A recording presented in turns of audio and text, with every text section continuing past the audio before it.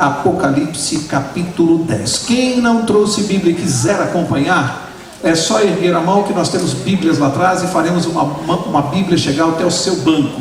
Aqui para minha amiga Denise, quem puder levar uma Bíblia lá, para a doutora Denise e para o Ricardo. Vai chegar já para vocês aí 2 Bíblias, para você acompanhar. Tem mais uma menina ali, para acompanhar o capítulo 10. Uma breve explicação para quem está chegando hoje. Nós estamos aqui estudando o livro de Apocalipse. Cada quarta-feira um capítulo. Hoje é o capítulo 10, verso a verso. Portanto, quem está chegando agora, está pegando o capítulo 10, não se preocupe, nós vamos seguir. Mas depois, o que você perdeu, fale comigo que nós vamos dar um jeito de você ter esses estudos. Que bom. Que bom.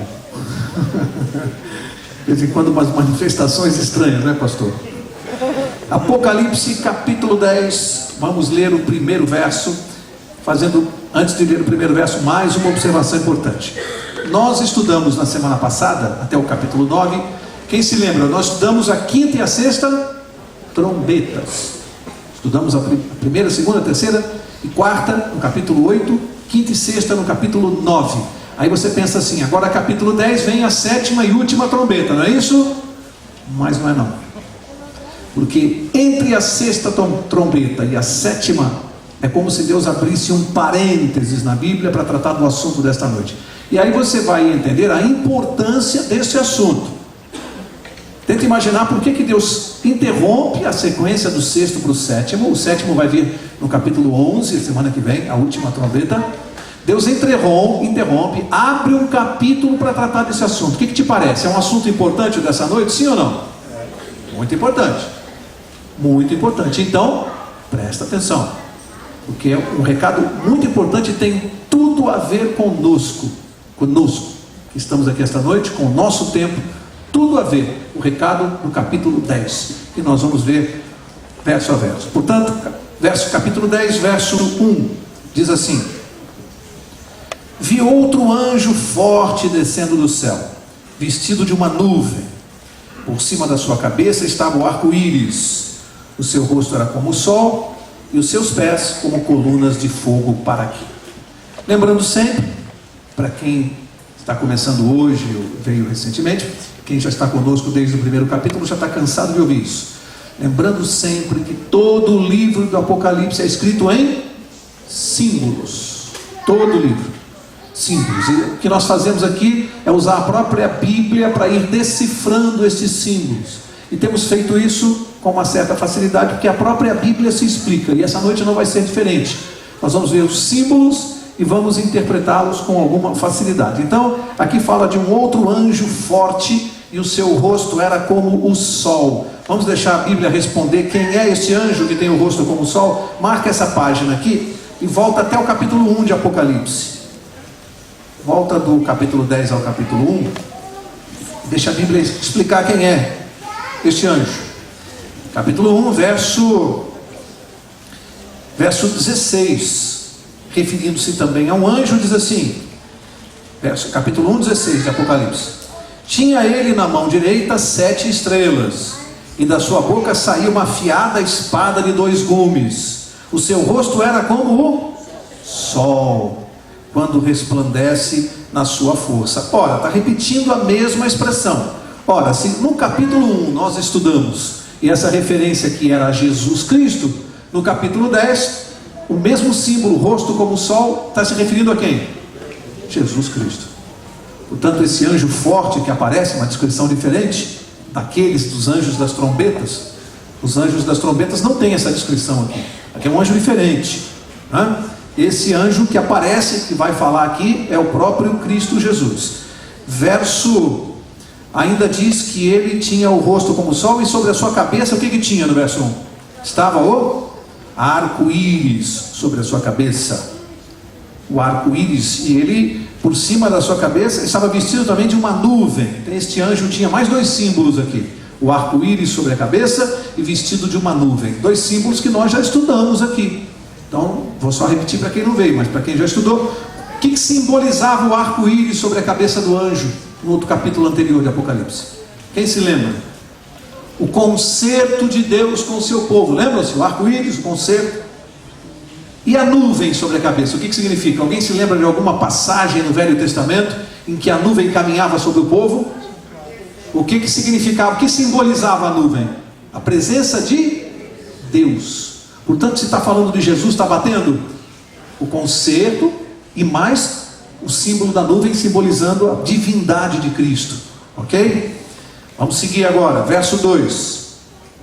Diz assim: e tinha na mão um livrinho aberto, pôs o seu pé direito sobre o mar e o esquerdo sobre a terra. E para aqui. Bom, este anjo, Cristo Jesus, um pé sobre o mar e outro sobre a terra.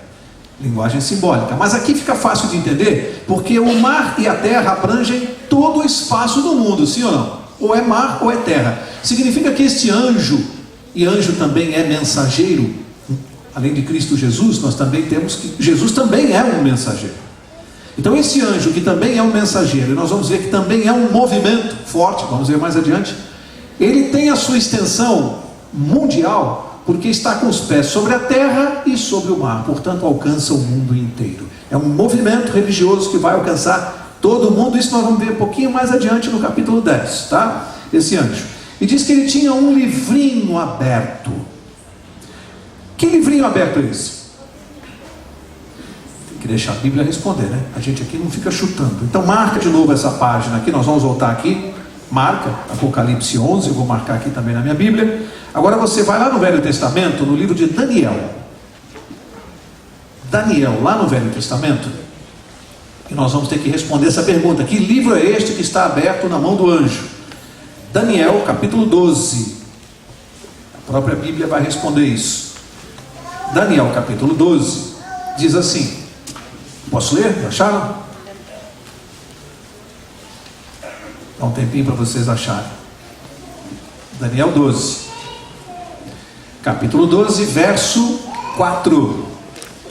Eu vou ler aqui então. Daniel 12, 4. Diz assim: mas tu, Daniel, fecha estas palavras e sela este livro até o tempo do fim. Muitos correrão de uma parte para outra, e o conhecimento, o que acontecerá com o conhecimento? Se multiplicará. Portanto, o único livro na Bíblia, o único que se tem notícia que foi fechado para ser entendido, porções desse livro, partes desse livro. A profecia foi dada para aquele tempo, mas Deus disse assim: Daniel, profeta, fecha este livro e guarda para o tempo do fim. É o único livro na Bíblia que se tem notícia disso. Então qual é o livro que está lá aberto na mão do anjo, que tem que ser aberto no tempo do fim? O livro de Daniel. Só pode ser isso, não tem outro. Tem que ser aberto no momento certo, o tempo do fim. Por isso que agora Jesus diz para ele: vai lá e toma o livro da mão do anjo. Pega o livro. Tempo do fim. Agora, interessante aqui, nós temos que entender uma coisa. Quando é que o livro deveria ser aberto? Eu li aqui, dei duas características. A primeira eu já falei, no tempo do fim. Primeira característica. Segunda, teria que ser aberto quando a ciência se multiplicasse. Então nós temos que responder uma pergunta agora: quando é o tempo do fim? Quando é o tempo do fim? Será que a Bíblia dá alguma dica para nós? Senão eu posso chutar. O tempo do fim começou há 10 anos, começou há 100 anos, ainda não começou. Eu posso chutar. Não, vamos ver se a Bíblia deu uma dica do tempo do fim. Você está em Daniel, fica aí mesmo onde você está. Daniel 12.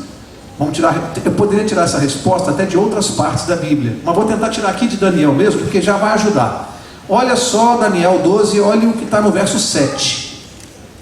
Daniel 12, verso 7 diz assim: ouvi o homem vestido de linho que estava sobre as águas do rio, quando levantou a mão direita e a mão esquerda ao céu, e jurou por aquele que vive eternamente, que depois, presta atenção, depois de um tempo, de tempos e metade de um tempo, e quando tiverem acabado de destruir o poder do povo santo, todas essas coisas serão cumpridas. Guarda aqui, ó, um tempo, 2 tempos e metade de um tempo. Há uma medida de tempo aqui, relacionada com o que? O próprio Daniel vai explicar no estudo que nós já fizemos. Vamos ver onde é que tem isso aqui outra vez para nos ajudar? Daniel 7. Volta um pouquinho, Daniel 7. Vai falar da mesma expressão: um tempo, 2 tempos e metade de um tempo. Daniel 7, verso 25. E isso nós já estudamos aqui.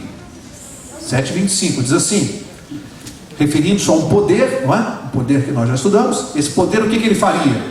Proferirá palavras contra o Altíssimo, destruirá os santos do Altíssimo e cuidará em mudar os tempos e as leis.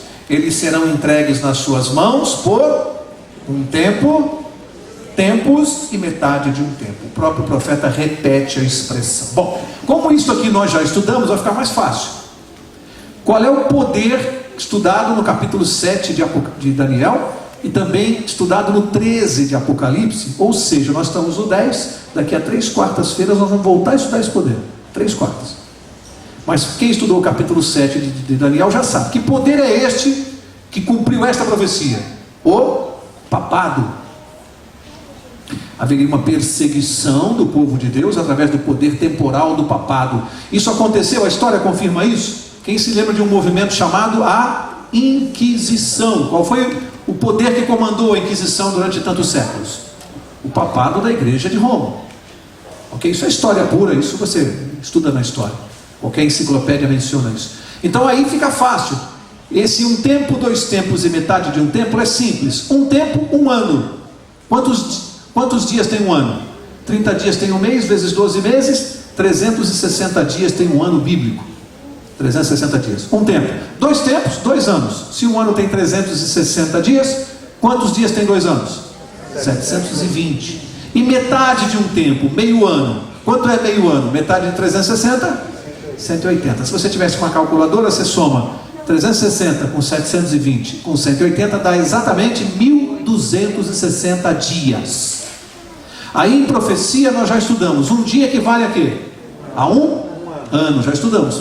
Profeticamente, um dia equivale a 1 ano.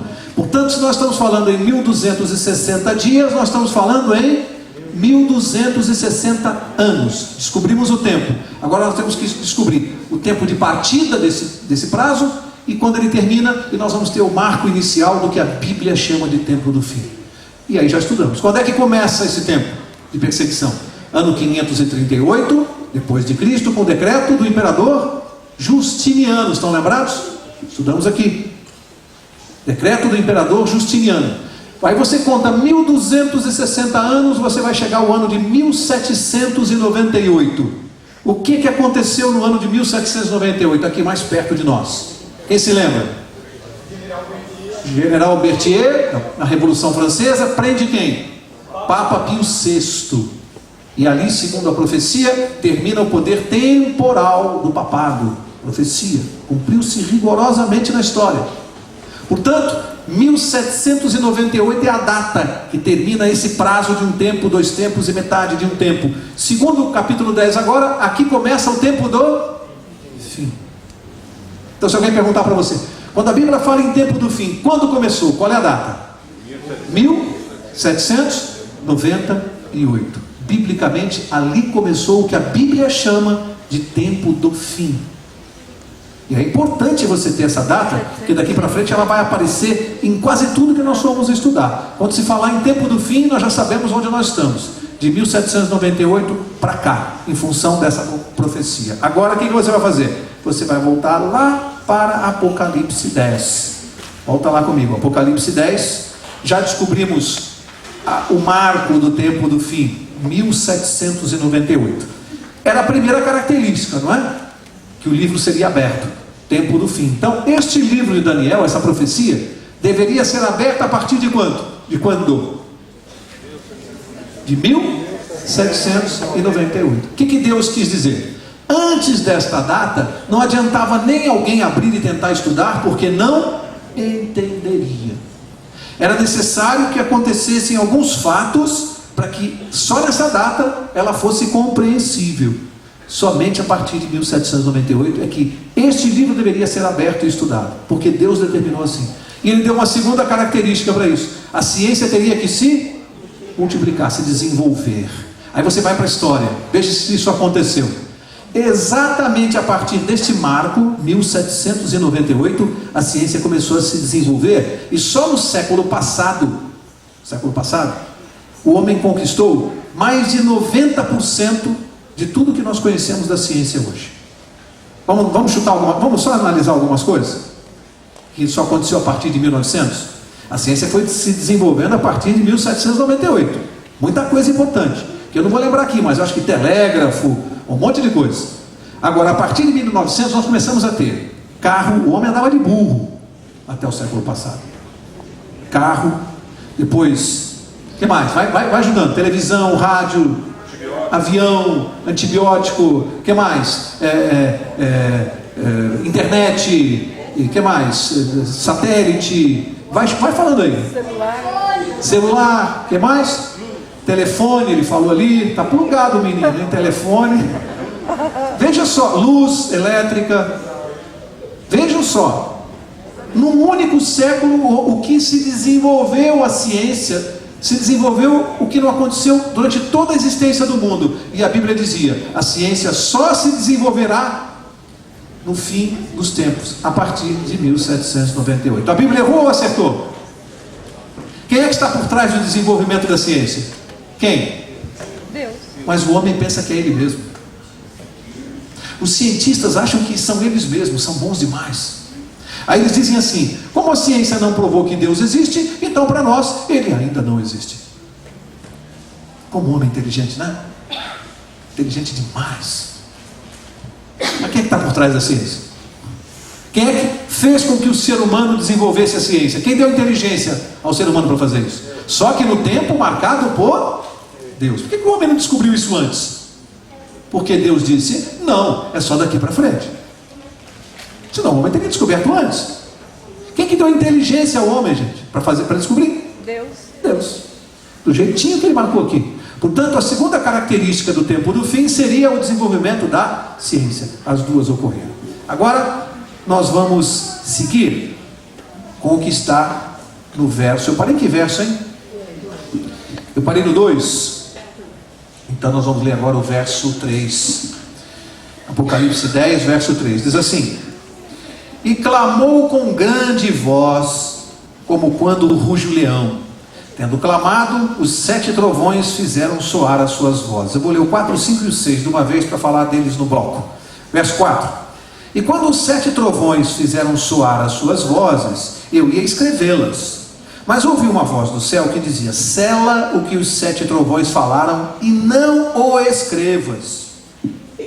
Então o anjo que vinha em pé sobre o mar e sobre a terra levantou a sua mão direita ao céu e jurou por aquele que vive para todo sempre, o qual criou o céu e o que nele há, e a terra e o que nela há, e o mar e o que nele há, que não haveria mais demora. 2 observações aqui nesses 4 versos, 2 mais importantes. Primeira, que aqui aparecem os 7 trovões, as vozes dos 7 trovões, e João ia anotar, o apóstolo, né, João, escritor do livro de Apocalipse, ele ia anotar o que os trovões estavam dizendo.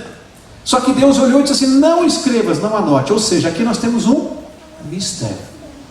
Não está revelado. Deus deu ordem que ele não anotasse. E ele não escreveu. Um mistério aqui bíblico. Mas o que eu quero falar é que isso está acontecendo, a última frase do verso 6. Diz assim, em relação a esse movimento do qual nós estamos falando, e que vai ficar mais claro adiante, que não haveria mais demora. Interessante, porque em algumas traduções você vai encontrar, ao invés de não havia mais demora, você vai encontrar não haveria mais tempo. Tem uma tradução que diz não haveria mais demora, uma tradução que diz que não haveria mais tempo. No fundo, ambas querem dizer a mesma coisa, mas nos ajuda a entender uma coisa. Este movimento representado pelo anjo, ele está diretamente conectado com o tempo do fim. Porque quando diz que depois dele não vai haver mais tempo, ou não vai haver mais demora, quer dizer que a partir dessa data não haveria um último ou outro movimento religioso. Esse é o último. Não vai haver mais tempo para mais nada. Então a partir dessa data vai vir um último movimento de reavivamento. Nós vamos já confirmar tudo isso aqui. Eu só estou adiantando o que vem nos versos seguintes. Mas o que importa nesse verso é que quando o verso diz não vai haver mais tempo, é o seguinte: é o último movimento religioso que vai acontecer neste mundo antes da volta de Jesus. Porque não vai haver mais tempo para mais nada. E a gente tem que guardar isso, porque tudo isso é profético e nós estamos vivendo. Em que tempo nós estamos vivendo? No tempo dessa profecia aqui, gente. Isso aqui já é para nós. Nós viemos estudando lá de trás, né? Temos vindo através dos séculos. A aula passada paramos no ano de 1840, lembra? Quando os turcos otomanos o Império Turco Otomano foi destruído pelas nações da Europa. Olha onde nós já chegamos na história. Agora nós vamos passar dessa data e vamos chegar aos nossos dias, tá? Já estamos passando. Então, veja só, verso 7 agora. Verso 7 diz assim: mas, preste bem atenção agora. Nos dias da voz do sétimo anjo, quantos anjos tinham falado até agora, as trombetas? 6. Agora vem assim: mas nos dias da voz do sétimo anjo, que é o que faltou estudar, o que vai acontecer nos dias? Faz assim, ó, nos nossos dias. O que vai acontecer aqui? Depois, nos dias da voz do sétimo anjo, quando ele estiver prestes a tocar a sua trombeta, se cumprirá o mistério de Deus, como anunciou aos profetas seus servos. Bom, no nosso tempo, no tempo da voz do sétimo anjo, vai anunciar o quê? O mistério de Deus. E aí tem uma pergunta: o que vem a ser o mistério de Deus que será pregado nos nossos dias? Nós temos que saber, sim ou não? É no tempo da voz do sétimo anjo será pregado o mistério de Deus. Marca essa página aqui. Eu nunca respondo nada, eu deixo a Bíblia responder. Marca essa página aqui, Apocalipse 10. Agora você vai até o livro de Efésios no Novo Testamento. Volta um pouquinho, vem depois de João, Atos, Romanos, Coríntios, Gálatas, Efésios. Livro de Efésios, a Bíblia vai explicar o que vem a ser o mistério de Deus que será pregado no tempo que nós estamos vivendo. Efésios capítulo 3, dos versos 3 ao 6 eu vou ler. Diz assim, Paulo aqui escrevendo, né? Ele diz assim no verso 3: isto é, o mistério que me foi manifestado pela revelação, como acima em poucas palavras vos escrevi.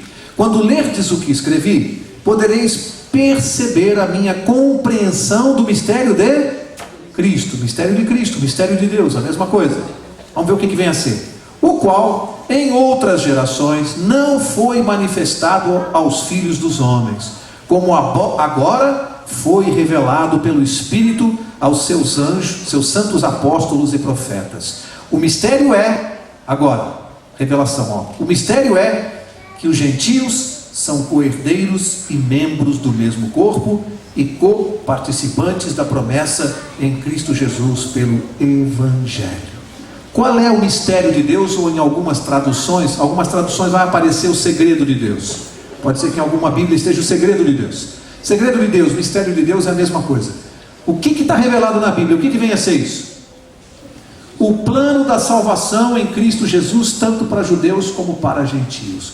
Em outras palavras, o único meio de salvação para qualquer ser humano, quem é? Cristo Jesus. Este é o mistério de Deus que seria pregado claramente no tempo do fim da voz do último anjo. A salvação em Cristo Jesus, tanto para judeus como para gentios.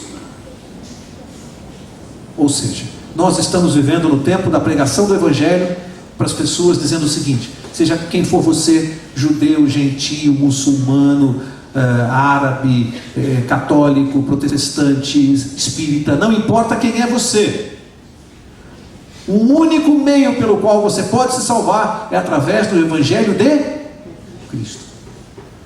Esse é o mistério de Deus, esse é o segredo de Deus que tem que ser pregado nesse tempo. De que maneira?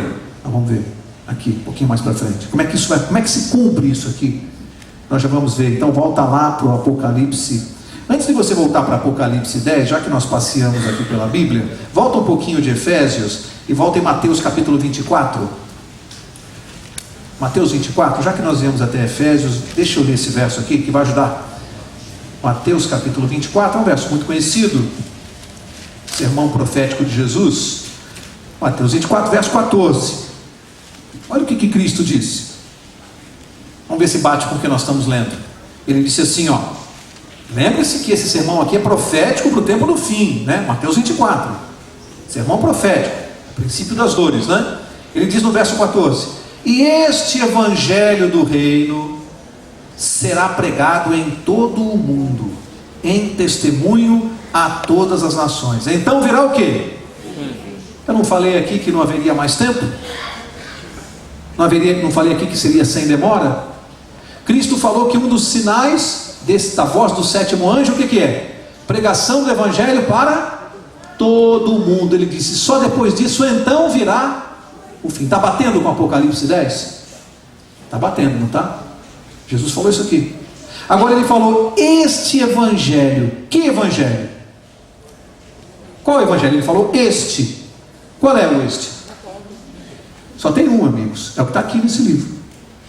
Você vai dizer, pô, Mauro, mas isso é óbvio que você está falando. Óbvio? Será? Será que todas as igrejas estão pregando este evangelho? Todas as religiões estão pregando este evangelho que está aqui na minha mão? Por que será que Jesus falou este? Será que ele queria dar ênfase que é este aqui, não outro? O que você acha? Acho que a maioria das religiões não está pregando este evangelho com a Bíblia. Estão pregando dogmas, tradições humanas, conceitos religiosos. Cada religião tem os seus dogmas. Cristo falou, esquece tudo isso. É este evangelho aqui que salva no tempo do fim. Portanto, qual é a mensagem que tem que estar na boca do sétimo anjo, ou desse movimento que nós estamos estudando? Qual é a mensagem? Este evangelho. Este, não outro. O que não estiver escrito nestas páginas aqui não faz parte da mensagem profética do sétimo anjo, da igreja do nosso tempo. Tem que ser esse evangélico aqui. Evangelho. Eu estou correndo, às vezes atropelo as palavras por causa do relógio. Eu quero dizer uma coisa para vocês. 1798 começa o tempo do fim. Olha só, nós vamos encontrar uma outra data agora na profecia seguinte, para identificar a data do início do movimento. Nós sabemos que ele vem depois de 1798. Vamos quando começaria esse movimento que está sendo profetizado aqui, ok? Lembrando a vocês uma coisa, que essa pregação que nós estamos falando, de salvação do evangelho, completo para salvar as pessoas, ela não foi consumada, não conseguiu ser consumada no tempo da dispensação lá do Velho Testamento. Povo de Deus, povo de Israel. Por incredulidade. Tanto é verdade que chegou um determinado momento que esse povo deixou de ser o povo eleito de Deus, como nação, como povo. Não conseguiu cumprir. Não falhará, não cometerá o erro de Israel e não cometerá a apostasia na era pós-apostólica. A igreja da voz do sétimo ano não vai falhar, do sétimo anjo. Verso 8, capítulo 10, volta lá, né? Estava em Mateus, tem que ter calma aí, né? Volta lá em Apocalipse 10, calma aí. Apocalipse 10, volta lá no verso 8. Faltam só 4 versos para nós encerrarmos aqui o capítulo. Só que faltam só os 4 mais importantes. Verso 8 diz assim: então a voz que eu do céu tinha ouvido tornou a falar comigo e disse. Agora presta bem atenção, tá? Esses últimos 4 versos nós temos que prestar muita atenção. Tornou a falar comigo e disse: vai e toma o livrinho aberto da mão do anjo que está em pé sobre o mar e sobre a terra. Bom, agora aqui já está ficando mais fácil, porque nós já descobrimos aqui qual é o livrinho aberto que ele tem que tirar da mão do anjo. Que livro é? Livro de Daniel. O que será que tem neste livro de Daniel que só poderia ser compreendido depois de 1798? Tem algumas profecias lá que só iam ser entendidas agora? Sim ou não? Sim, todas aquelas que estavam ligadas a tempo. Porque houve profecias no livro de Daniel que foram compreendidas na época. Quer um exemplo? Nabucodonosor sabia quem era a cabeça de ouro da estátua? Sim ou não? Então várias profecias de Daniel foram compreendidas, mas aquelas que estão especialmente ligadas a tempo, Daniel não conseguiu entender. E até em várias oportunidades ele disse: eu me espantei com a visão, eu fiquei doente porque eu não consegui entender. Gabriel saiu do céu, o anjo, para explicar para ele, porque ele não conseguia entender. E mesmo com a explicação, Deus falou assim: Daniel, não adianta, fecha o livro, guarda, porque você não vai entender. Que coisa, só escreve a visão aí, escreve que eu vou te falar, mas é depois dessa data, 1798, que esse livro vai ser compreendido. Agora vem, olha a profecia, vai lá, pega o livro da mão do anjo, abre o livro, que chegou o tempo de estudar essa profecia. Vamos ver o que é isso aí? Qual era a profecia no livro de Daniel que ele teve a maior dificuldade para entender? Quem se lembra? Santuário. Portanto, Daniel 8,14, 2.300 tardes e manhãs. Foi aquela que ele confessou. Ele ficou doente, ele falou, me espantei com a visão, fiquei doente, ele chegou a dizer. Bom, o que tem naquela profecia que é que nós temos que entender hoje? Então vamos rapidamente aqui entender. O que diz Daniel 8,14? Até 2.300 tardes e manhãs e o santuário será purificado. Então nós vamos rapidamente aqui, não vai dar tempo de estudar a profecia, só para a gente lembrar. Até 2.300 tardes e manhãs. Se um dia é igual a um ano em profecia, até 2.300 anos. E o santuário será purificado. Lógico que Daniel não entendeu. Senhor, como é possível? Só daqui a 2.300 anos. É como se alguém chegasse para você e dissesse, Valmir, anota aí, ó, isso que eu vou profetizar para você vai acontecer daqui a 2.300 anos. Valmir ia ficar doente, né, Valmir? Pô, como é que eu vou? Foi o que aconteceu. Bom, a Bíblia deu, Daniel capítulo 9, verso 25, se alguém quiser anotar, porque não dá tempo de a gente ver tudo isso de novo. Daniel 9, 25 dá a data que dispara essa profecia. Quem se lembra? Data de reconstrução de Jerusalém. E aí você vai lá no livro de Esdras e tem a data. Rei Artaxerxes foi quem promulgou o decreto para que o povo de Israel cativo lá no Oriente viesse para reconstruir Jerusalém. Rei Artaxerxes. Que ano? Alguém se lembra o ano do decreto de Artaxerxes? 457 a.C. Ano do decreto de Artaxerxes para reconstruir Jerusalém. 457 a.C. Ora, a profecia foi escrita antes disso. Quando chegou nessa data, ali dispara os 2.300 anos. Se você fizer o cálculo de 457 a.C. e acrescentar 2.300 anos, lembrando que antes de Cristo a contagem é decressiva, né? 457, 456, 455, é antes de Cristo. Bom, se você acrescentar 2.300 anos, você vai chegar a que ano? 1844. É depois de 1798?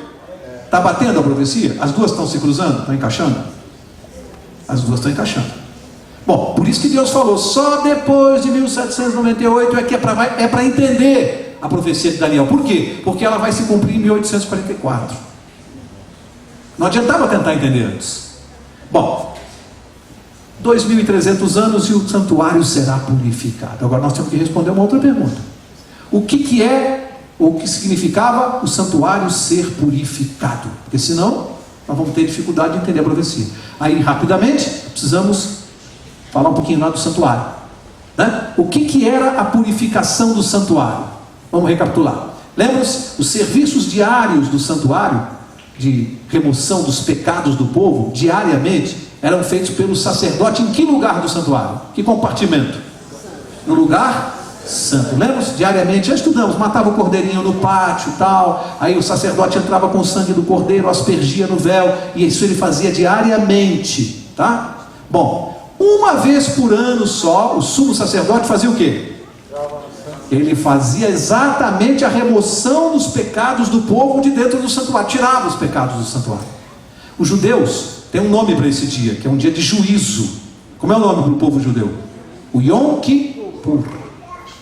Sempre no mês de outubro, né? Naquela época era no 10º dia do 7º mês do calendário judaico, que equivale ao nosso mês de outubro.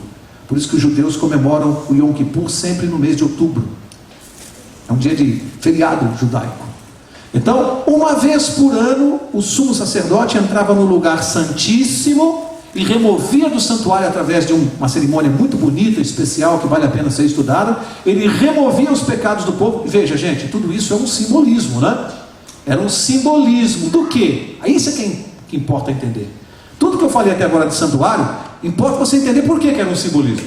Porque quando Deus mandou construir o santuário, Moisés, né, construir o santuário, ele mandou copiar de onde? De uma amostra que estava no céu. Portanto, o santuário da terra é uma cópia do verdadeiro. O original não está na terra. O original está no céu, construído por Deus. Era um símbolo para nós entendermos o que Jesus faria depois da sua ressurreição nessa terra, quando ele subiu ao céu. Exatamente o que ele estava fazendo no céu, Deus ensinou para o povo de Israel fazer na terra simbolicamente. Então, quando Jesus morreu e foi para o céu, ele ficou em que lugar do santuário? Santo ou santíssimo? Santo. Fazendo o quê? O que o sacerdote fazia, intercedendo por nós. Aí não tinha o dia do Yom Kippur, do julgamento, que o sacerdote entrava no lugar santíssimo? Bom, Jesus teria que entrar um dia no lugar santíssimo para fazer o quê? O que o sumo sacerdote fazia na terra, a purificação do santuário. Então, quando Deus deu a Daniel a profecia, ele estava dando, na verdade, a data em que Jesus passaria do lugar santo para o santíssimo. Só que o que ele foi fazer no lugar santo para o santíssimo? Aquilo que era um símbolo na terra, o que significava de verdade no céu? Ora, o dia do Yom Kippur não é um dia de juízo, de julgamento. O povo não ficava contrito lá fora esperando? O que ia acontecer? É um dia de julgamento. Ora, quando Jesus passa do lugar santo para o santíssimo, no santuário celestial, o que começou no céu? O julgamento, ou algumas pessoas gostam da expressão juízo final. Então tem gente que pensa assim: quando é que Deus vai fazer o juízo final? Vai começar um dia? Não, a Bíblia já deu a data. Quando é que Jesus passou do santo para o santíssimo no céu? Por essa profecia. Quando terminassem as 2.300 anos, anos. Quando terminou agora? 1844. Portanto, nós temos a data. Amigos, a partir de 1844 começou o julgamento final no céu. Todos, desde Adão, estão passando por esse julgamento. Todos. Quando é que o santuário será purificado no céu? Quando terminar o julgamento. E aí o que acontece em seguida? Jesus volta a este mundo para executar o quê? O juízo. Ele vem executar. Por enquanto é um juízo investigativo. Segundo a doutora Denise, é a fase de instrução processual. Depois ele vem executar a sentença. Ou seja, quem se salvou vai subir e vai para o céu. Quem se perdeu vai permanecer na sepultura, ou será fulminado pela vinda de Cristo, os vivos, para aquilo que acontece depois do milênio que nós já estudamos aqui. Portanto, ele só vem executar esse julgamento que já começou no céu. Daí a importância dessa profecia. Daí Deus está dizendo agora: olha, preste atenção, nesse tempo que nós estamos vivendo, está acontecendo um julgamento lá no céu. Toma o livro da mão, abre o livro, vocês vão estudar e vocês vão entender. Bom, mas aí aconteceu um probleminha. Qual foi o problema? Vamos ver? Verso 9, aconteceu um problema. Verso 9 diz assim: fui, pois, ao anjo e lhe pedi que me desse o livrinho. Disse-me ele: toma-o e come-o. Ele fará amargo o teu ventre, mas na tua boca será doce como o mel. Aqui é uma outra linguagem simbólica que a Bíblia explica com tranquilidade. Marca a página de novo aqui, Apocalipse 10. Volta lá no Velho Testamento, antes de Daniel, agora Jeremias. Jeremias vai explicar o que significa isso aqui. Vocês estão vendo que eu não estou explicando nada, estou deixando a Bíblia explicar. Tá? O que é tomar e comer o livro, nessa linguagem simbólica? Livro de Jeremias, estou terminando, tá? Terminando o estudo. Jeremias, capítulo 15, o verso é o verso 16. Jeremias 15, 16, finzinho do estudo aqui. Diz assim, Jeremias 15, 16: achadas as tuas palavras, logo as comi. Elas me foram gozo e alegria no coração. Pode parar aqui. Ora, a Bíblia usou a expressão aqui, achou as palavras e comeu. Quando mandou tomar o livro da mão do anjo e falou: toma e come, significa o que simbolicamente?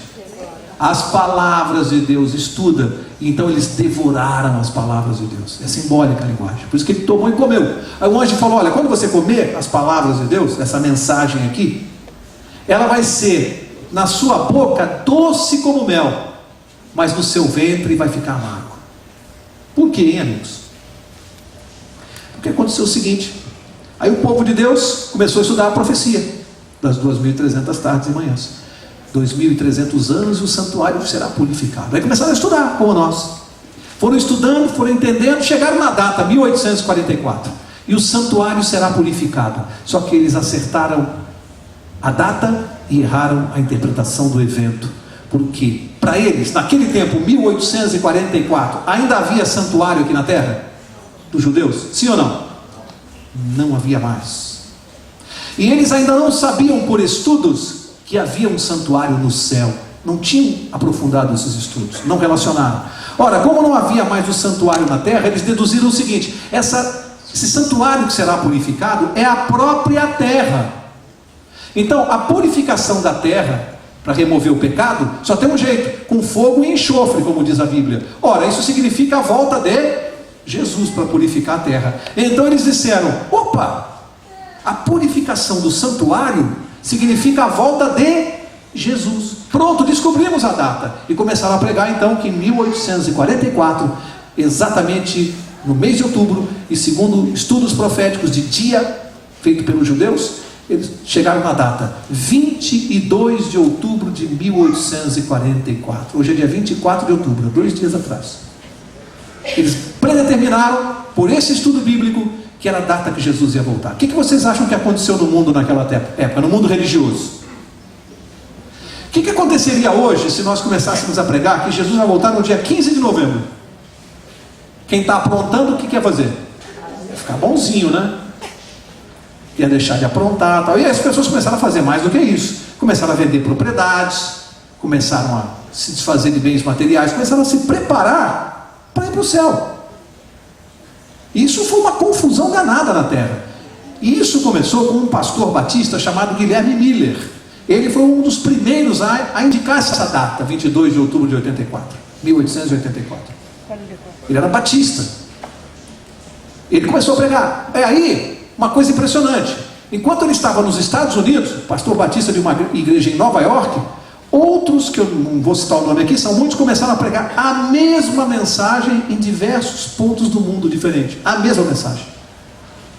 E rapidamente isso se espalhou, esse movimento, entre os protestantes, a volta de Jesus. Só que chegou dia 22 de outubro de 1884, e o que aconteceu? O que aconteceu? Nada. Não aconteceu nada. Jesus não voltou.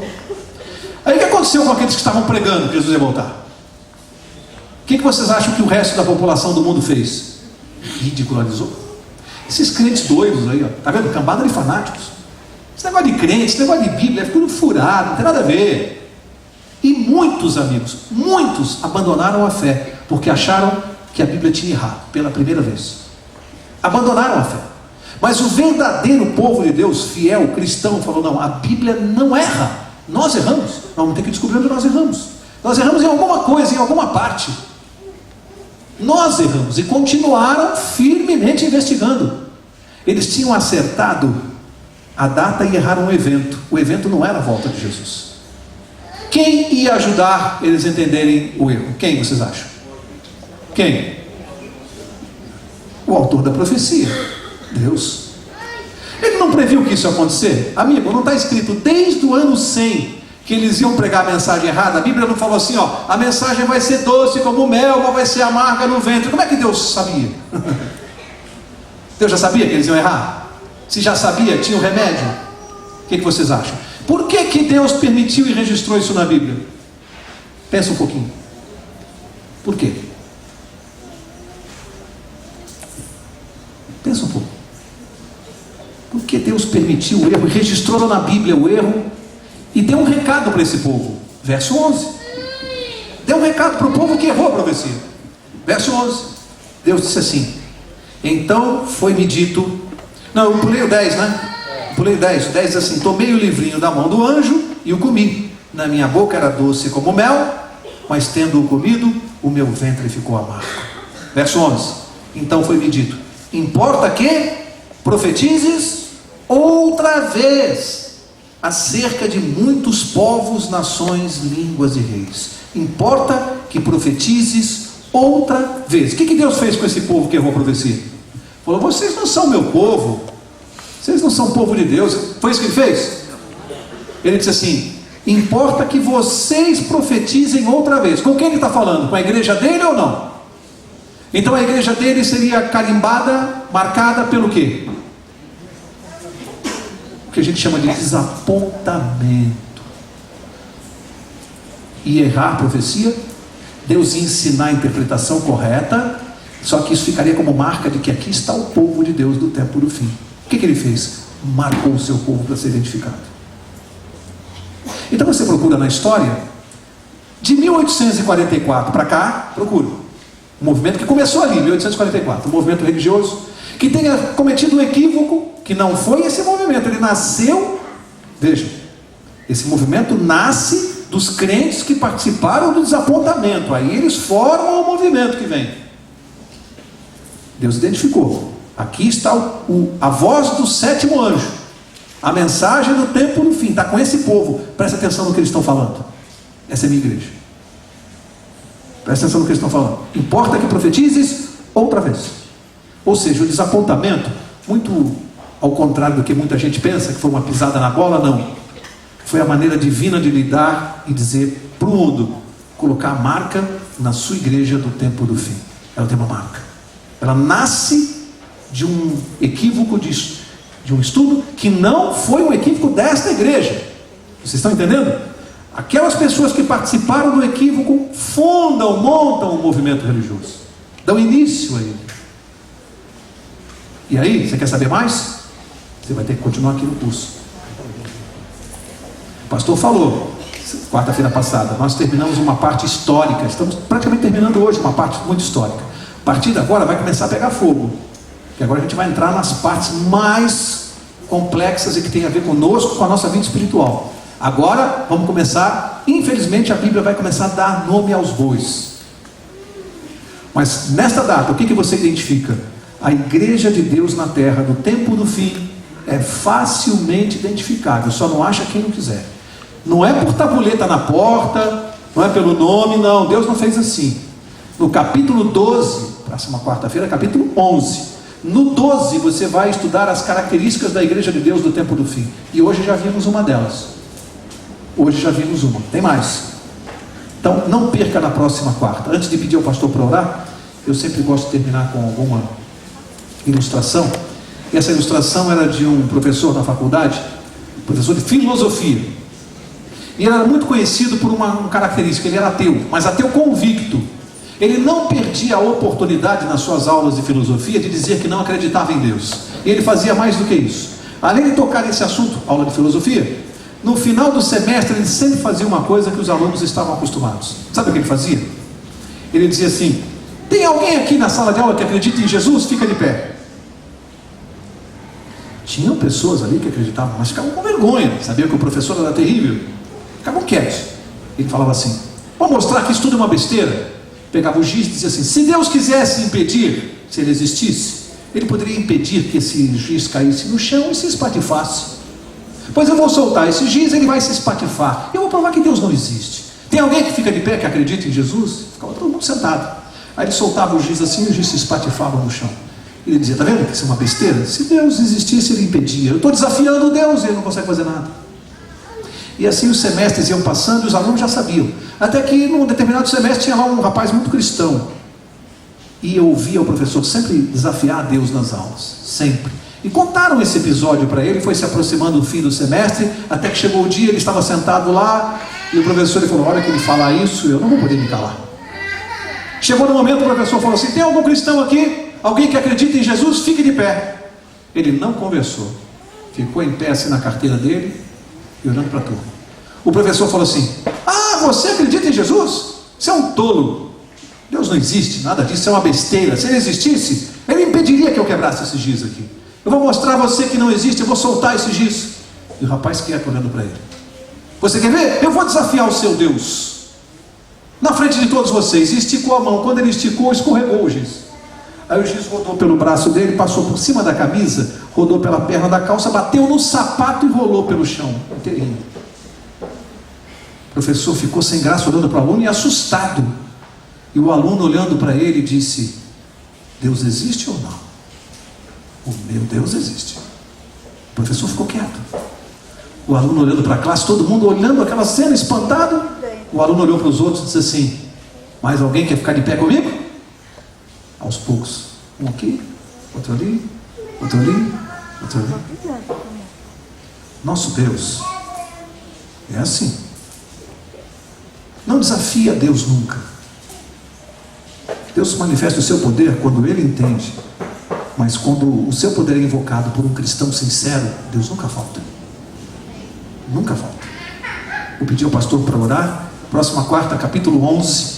E eu volto a avisar, como o pastor já tinha dito, daqui para frente a coisa vai esquentar. Apocalipse vai se tornar um estudo muito mais forte, muito mais a ver com a nossa vida, muito mais próximo de nós. Que Deus te abençoe e até a próxima quarta.